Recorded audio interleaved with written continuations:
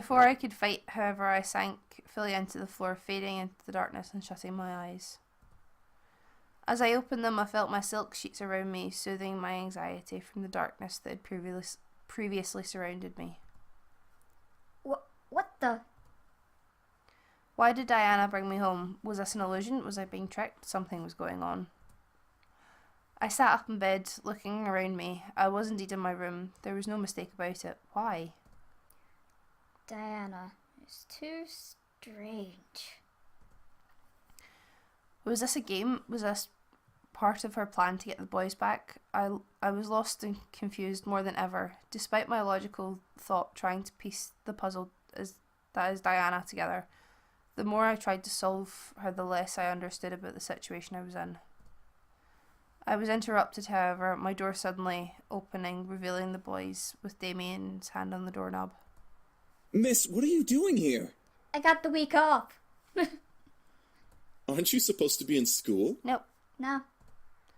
I furrowed my eyebrows and stared at Damien, asking him to answer their questions through my thoughts. Diana sent her back here. She invaded her school and sent all the students back home. Hey. What is that bitch up to? Seriously, Diana's playing around for no reason. Maybe it's part of her plan. The boys continued to argue back and forth about Diana, feeling an almost jealous curiosity in me. Damien seemed too deep within the talking to notice my thoughts. He didn't even stop talking alongside his brothers. Was Diana after them? Why did she want to bring them back? What was so important about the boys that she would travel to the human world to get them? What was going on? I decided enough was enough. I needed answers. Hey! The boys stopped arguing, staring at me in surprise. I held my hands in fists on my lap, mustering the courage to continue to speak despite my abrupt shout. Why is Diana here? Why does she want to bring you all back? What exactly did you all run from? And why did you run from it? Miss, Don't miss me. Please, I need to know what's going on. I won't be left in the dark about this. I want to know what I'm facing. The boys looked at each other hesitantly, unsure of what to reply. Finally, Sam pushed Damien towards the bed, making him buckle and land on his knees with his torso over the edge of the mattress. Damien, do the thing. Eh? The thing? What thing? Sam, you're not suggesting. Why not? She deserves to know everything, especially if Diana is targeting her. Sam's right. I guess we have no choice then. I was getting confused. What was Damien about to do? Damien stood before climbing onto the bed and sitting across from me on his knees. We're going to show you everything. You have to trust me, okay? The minute you stop trusting me, the vision will stop. Mm-hmm. Vision? It'll be okay. Just trust him. Okay. I looked to Matthew, unsure of what was going on, but I nodded. If this was the only way to learn, then this was my chance to know. Damien gently placed his hands on each side of my head, gently pressing his thumbs into the skin above my eyebrows. I could only stare at Damien. His eyes began to glow gold, and energy began to be pulled from out of both me and forced into my head. Within seconds, my vision went black again. I was unsure of what Damien was doing, but soon shapes and textures slowly began to appear around me. I found myself sitting on a stone floor in the middle of what looked like a fantasy throne room. Where am I? I looked down at myself to stand, only to see my body as translucent as a ghost. So we're a ghost at the moment. Nice. Let's go help people. No. Oh. Whoa! I jumped up and inspected my hands in a sudden panic. I was see-through. What was going on? How dare they try to negotiate with me? Do they not know whom they speak to? I gasped and ran behind a nearby pillar, away from the voice. The sound of his anger and words frightened every bone in my body, turning me into a frightened child. Girl, you're a ghost. You can't see you. I never know. My lord, please calm yourself. Calm? They're merely testing my resolve. I have more than half of a mind to send my greatest armies to take what should be mine. They are mere insects in the way of my kingdom's expansion. They merely asked for a marriage joining. So I'm to bow to them and share my land that I have so rightfully conquered? I peeked from behind the pillar to see a large demon covered in royal clothes, but buff enough to be a military commander. His rage practically emanated from his body as he growled at his servant. They are willing to give their land to you, sire. All they ask is for one of your sons to marry their daughter, whom I might add is as beautiful as can be. This is ridiculous. To suggest that I need their approval to take their land is beyond insanity. What makes them think I care about their precious daughter? Did I mention that she is a prodigy of her kind, sire? A prodigy? Yes, my lord. This succubus is a master of her skills in magic and mind manipulation. She is said to sway armies with a snap of her fingers, despite being as young as she is. Impossible! Apparently so. Apparently it is possible. Demon Lord. Interesting name there. Very creative. If only it were, sire. This succubus is dangerous, but would be a great asset to have should we agree to this arrangement. The only reason she cannot face you, my lord, is because you are the strongest demon in the plains. Is this supposed to change my mind? Yes, apparently so. Yes, my lord. You are doing a terrible job at convincing me. My apologies, sire. I was lost. I could tell that they were talking about Diana, but why? Father. I quickly turned my head to see another demon who looked like a mere child staring at the demon commander on the throne. Father? Raystra, have you finished your training? Yes, Father. Then what do you want? I want to be with my brothers the best of the day, Father. The demon commander walked to the young demon, gripped his hair, picking him up off the ground, forcing him to look at his snarl. The young demon, however, looked unfazed. Arrogance. Why should I allow you to be with them? I should kill you for your lack of respect to me. He wants to see his brothers. What's wrong with that? Because I want to be with them, Father. I could only stare as the young demon faced his father, despite the massive difference between them. The young demon seemed weaker and easy to kill versus the demon commander. Why would this man kill his son, though? What, was the commander that ruthless? However, I wasn't expecting him to laugh and release the young demon. Good! Assertive even in the face of danger. That is why you are my favorite son. You should not play favorites. You can't really say anything though, you're an only child. Well- Unless you have siblings, you know. I know, but even if I have kids, No, I know, but I would not want to ever favor one of them. no. Neither would I, but unfortunately it happens. I could only stare wide-eyed as the commander placed his hand on the demon's shoulder. Very well. Go. Tomorrow you will show me your training. The little demon ground widely before running off. I have a thought. Yes, my lord. How old is this daughter? As old as your fifth, sire. So she is the same age as Damien, basically. Do you believe this proposal is worth it? Yes, sire. Tell those insects that they are safe for now. I will consider their offer. Sire, are you certain? Apparently so. Did I stutter? Now go! The demon servant quickly ran off, but as soon as he passed the pillar I was hiding behind, he along with the commander vanished into thin air. What the? What happened? I didn't get the time to figure out that before a demon who looked around my age walked into the room reading a book. Is that? Raystra, your nose is stuck in those books. Will you not lift your head up from them once in a while? That voice. I circled around the pillar to see a second demon leaning against another pillar, smirking at the guy. Raystral, I think it's pronounced. Okay. Aren't you supposed to be with your mother practicing the harpsichord? I am, but I had a feeling that you were in danger. That's definitely Erik. And I think the other first one's meant to be James, but I'm not too sure. I think so. In danger? Okay. What are you... Attack! All of a sudden, 3 shadows zipped through the room and slammed into the guy, forcing him to fall to the ground and drop his book.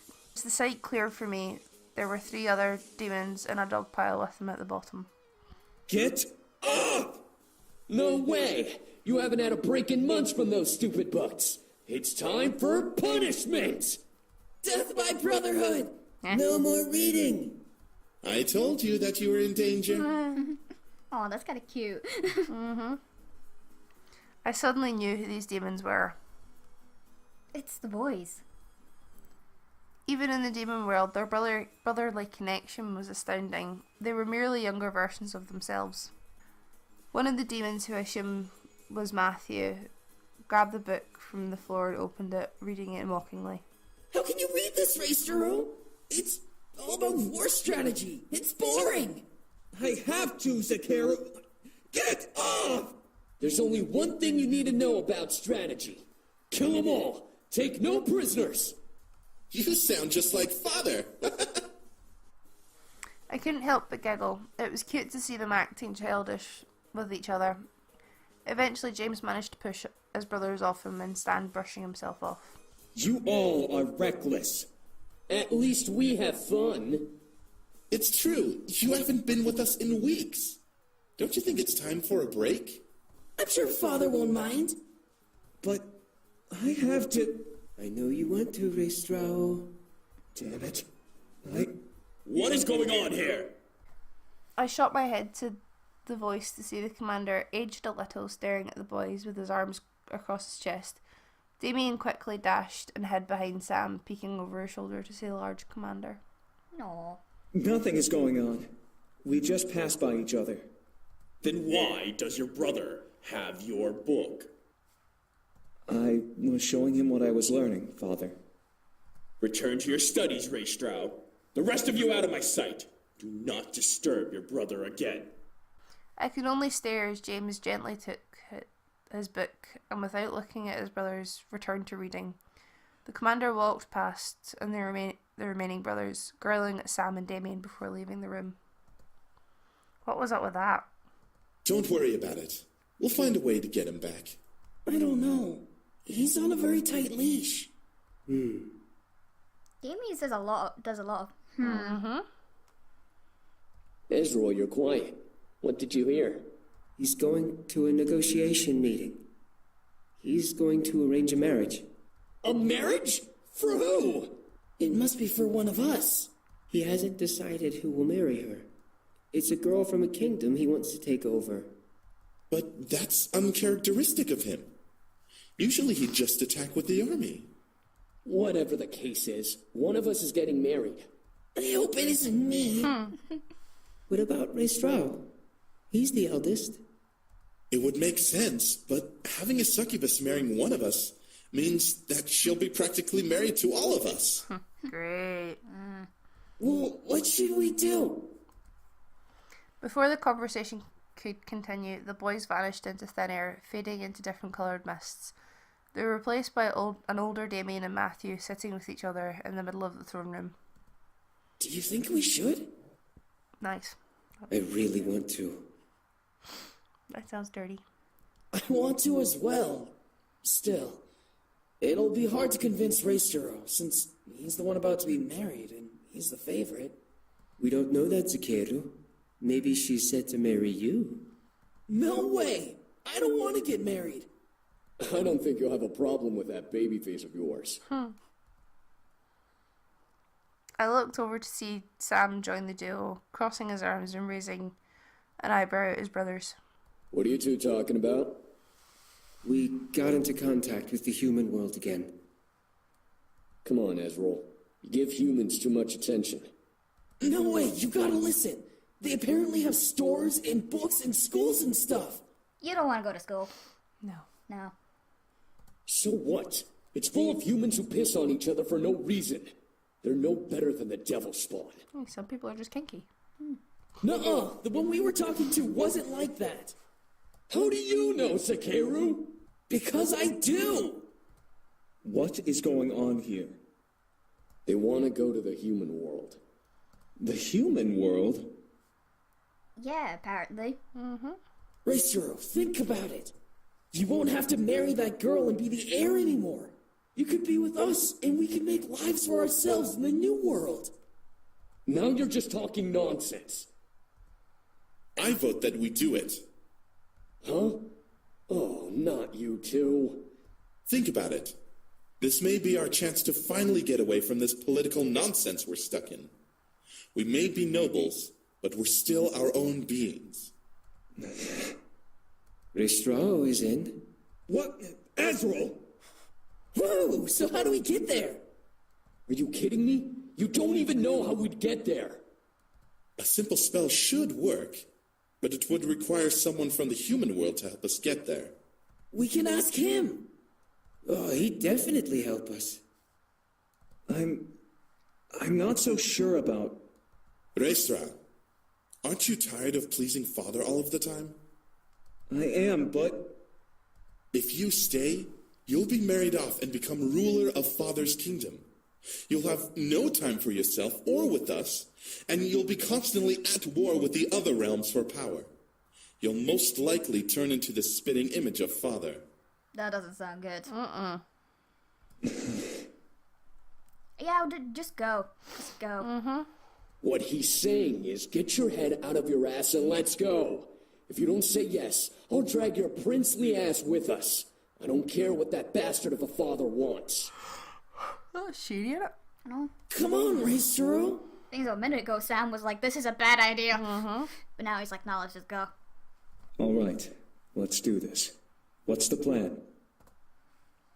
I couldn't believe what was happening. I was seeing the history of their lives before my eyes. They were nobles, and James was the heir to the kingdom the commander ruled. Even more so, he was going to be married to Diana. They sacrificed everything to leave and be together. They'd rather be free than remain in their noble roles. I started to feel a little jealous that they were able to leave while I was still expected to be what my father wanted me to be. How they were able to leave was uncertain still, but I knew I would learn in time. I closed my eyes and mentally asked Damien to end the vision. As soon as I asked, the world around me slowly vanished, and I was brought back to the bedroom where I sat with my head nestled in Damien's hands. My vision began to clear, letting me fully see the boys around me with concerned faces. So, you now know exactly who we are. So you're a prince, and all the other guys are nobles, basically. Sounds about right. Yeah. Diana is the girl you were arranged to marry? Not anymore. Once we left, the arrangement was broken. With no sons to marry off, her dad couldn't go through with the marriage deal. If Diana is here for us, that means she's trying to save her kingdom from being attacked. That's not true. She wants to rule our kingdom. Having one of us will give her the right to our kingdom, as much as we'd have right over hers. So she's a gold digger! I ain't saying she's a gold digger. Well, with a kingdom like ours, what succubus wouldn't want to marry us for it? It all made sense. She wanted them so she could finally take over an opposing kingdom. She knew that, despite her powers, she wouldn't be able to fight against their father, so she had to find another way in.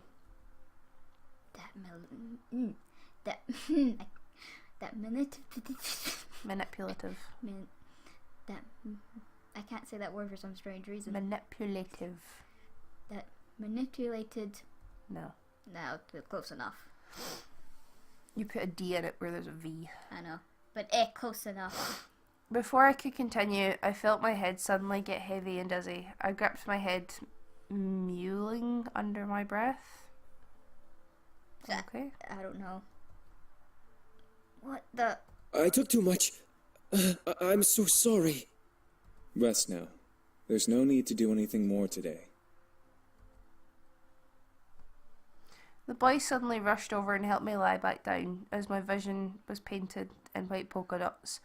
I needed sleep badly. I instantly closed my eyes and let the darkness consume me. After what seemed like hours, I finally woke up, slightly refreshed. My body knew that if I slept any longer, I'd be up all night, which was not part of the plan for the day. Well, I mean, you got the week off, so it doesn't really matter. Still, gotta get up and do stuff. Yeah, fair enough. Can't just sleep all the time. I can. Okay. I rubbed my eyes and sat up, letting a soft groan escape my lips. In response, something beside my bed shuffled, causing me to look over. I didn't know what I was expecting. Beside me, sitting in the chair beside the bed, that just sounds weird, was Matthew, rousing himself up to see me awake. I smiled at him, seeing his slightly ruffled hair and tired eyes. Oh, you're awake. How do you feel? Shite. Just eh. So we're just going like eh. Yeah. Okay. Matthew nodded before he looked down at the bed, taking my hands into his. I'm really sorry. I'm really, really sorry. Matthew, it's not your fault. No, please listen. I know that Diana and Malix have come after you because of us, so it's our fault that you're constantly in danger. Uh-huh. If I hadn't convinced everyone to come to the human world, we would have never been attacked by Malix and hunted down and brought you in danger and if That's a poor baby. But if you stayed, then you guys would have been miserable for the rest of your lives. Mm-hmm. And I have no idea how long you guys live for, so... Mm-hmm. I quickly reached over and put a finger on his lips, stopping him from going any further. I didn't want to hear anymore. Matthew, it's okay. I wanted to help you out. I offered to let you all stay. Nothing is your fault. I gently moved my hand and cupped Matthew's cheek, staring at him with concern. I didn't want him to hold guilt in his mind about this whole ordeal. Diana was desperate and she'd hunt anyone for them. It wasn't his fault. She was desperate enough to hunt them down. However, I grew curious. So, Matthew, you're a noble? Matthew looked at me and gave me a goofy smile.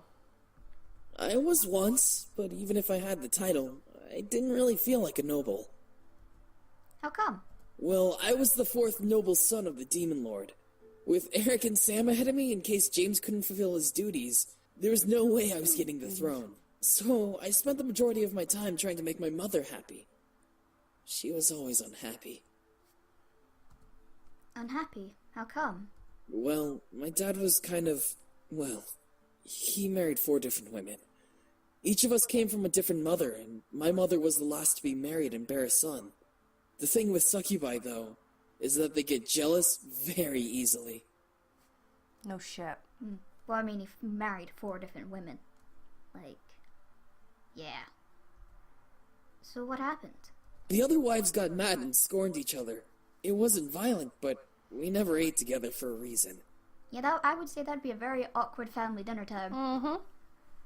My mom, though, was too proud to have jealousy. She was the last woman the Demon Lord married, so she felt important. She felt that because he stopped marrying, she had the charm to stop his marrying spree.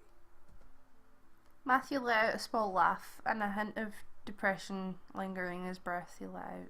But then the Demon Lord took another woman, and she bore him a son outside of wedlock. Damien. The wives, including my mother, were furious.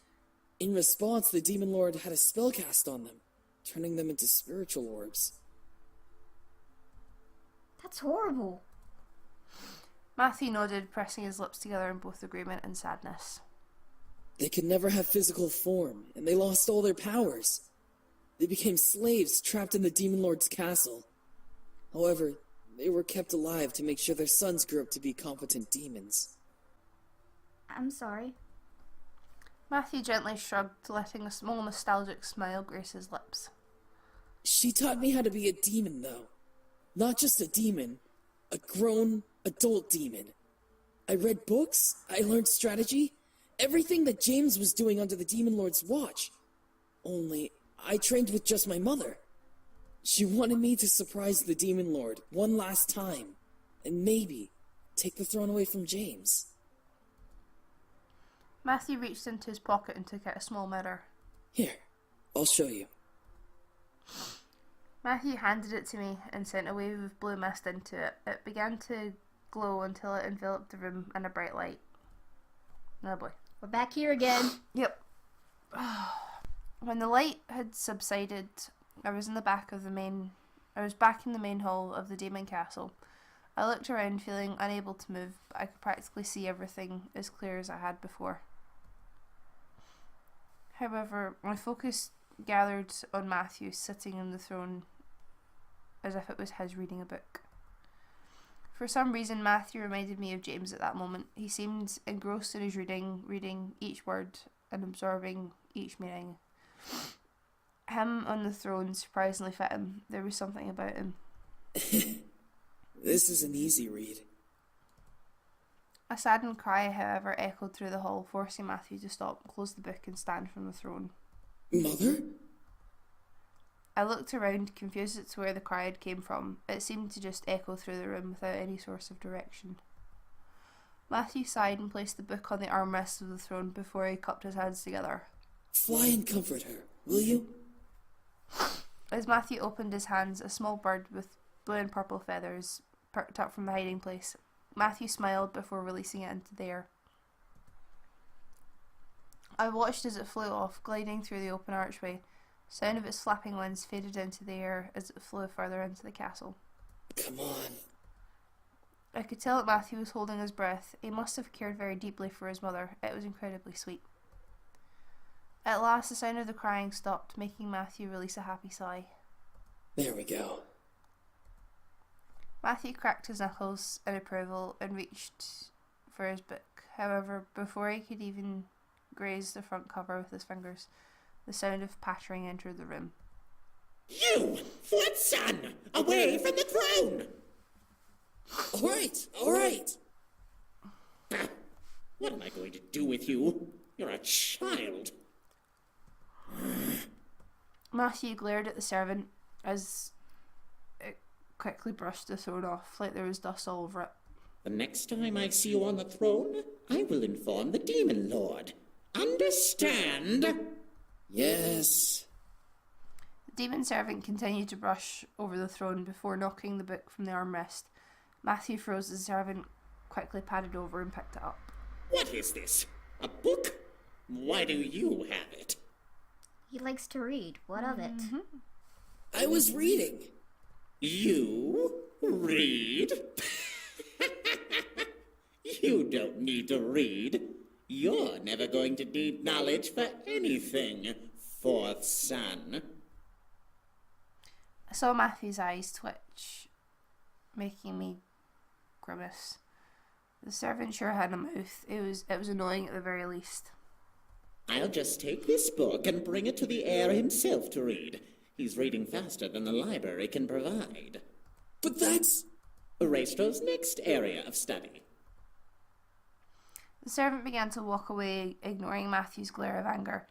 The servant stopped, however, to look at Matthew to pound one more nail into the wind.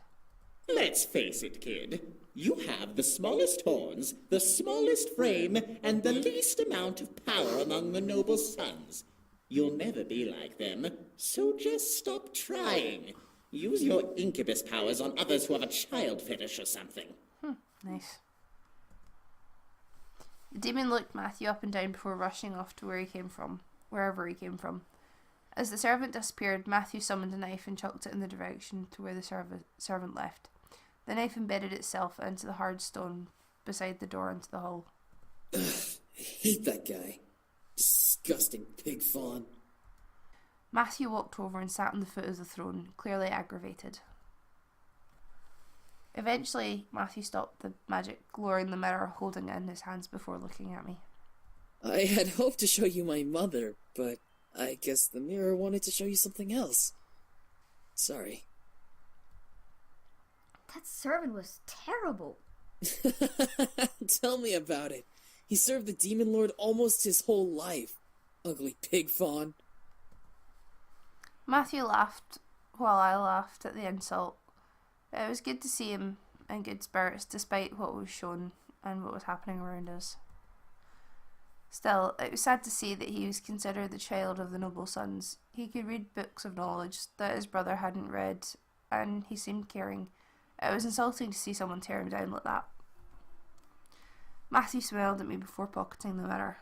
Whatever. Thankfully we got out of there, so I could be with my brothers like a normal family. No hierarchies, no politics, no pig funds, nothing. I smiled. It was good that he saw the positive side. However, his face slowly turned to a sad one before he looked down at the bed. Matthew? You've done a lot for me and my brothers, sheltering us, letting us continue to live here. It may not seem like much, but for us it's everything. But I don't want you to get hurt because of us. I watched in speechless as Matthew lifted his head, his eyes full of almost hopelessness. That's why I'm sorry. Matthew lowered his head in shame. I couldn't help but feel my heart squeeze within my chest at the sight. He truly cared. Matthew let out a small sigh before looking at me with a new smile. He hid his sadness well, but I could tell he was still upset about the whole ordeal. Alright. You need to sleep and I need to make dinner. I'll wake you up when dinner is done. Ooh, that sounds good. He gently pressed me back down to the bed, resolved in what had happened. Durr. Are we gonna steal a kiss? Durr! I couldn't let him leave without doing something. I quickly pulled Matthew down to me, lifting my head and gently kissed him, softly laying a hand on his cheek to keep his face close. Matthew stared in deep surprise before hesitantly kissing back, caressing my cheek and slightly melting at the touch of our lips. A soft sigh escaped his lips before he pulled away with a smile. He gently licked his lips, making me go red in the face at the simple gesture. He let out a satisfied sigh before nuzzling my forehead. Go to sleep. Okay. And with that, he stood up and left the room, leaving me to rest as per his request. I smiled to myself before relaxing into the mattress. Didn't we just say we didn't want to sleep or else we'll be up all night? Yeah. Oh boy, not her again. Oh nah, what's she up to this time? I suddenly tensed up. I felt majorly uneasy. Something wasn't right. I felt it in my core. She must be here. The thought of her in the house infuriated me beyond belief. I had to make sure she was not here. I rolled out of bed and quickly left my room, wandering the halls and listening closely. She was a demon, but I was listening very intently. There was no way she could have been able to sneak up on me. I know you're here. Where are you? I could feel myself growl. It wasn't a matter of fear that she'd take away the boys anymore. It was her very existence had lit a fire of rage within my gut, which only grew each day as each day went by. This feud was getting on my nerves, and I knew it would not end well for one of us. I wasn't going to lose to that demon bitch. Leave me alone. My heart stopped. Diana was with Matthew. My mind flew into slow motion, playing fake images of Diana trying to seduce Matthew in my head, to further fan the angry flame inside of me. I instinctively followed Matthew's voice. I was approaching the grand lobby and followed the commotion to the dining room. The sound was echoing from the kitchen, so I peeked inside while hiding around the corner. I almost growled at the sight. Matthew was holding to one side of the kitchen's island counter, with Diana holding the other side, looking at him with a smirk. Visit episode. So, until we meet again, goodbye. Bye!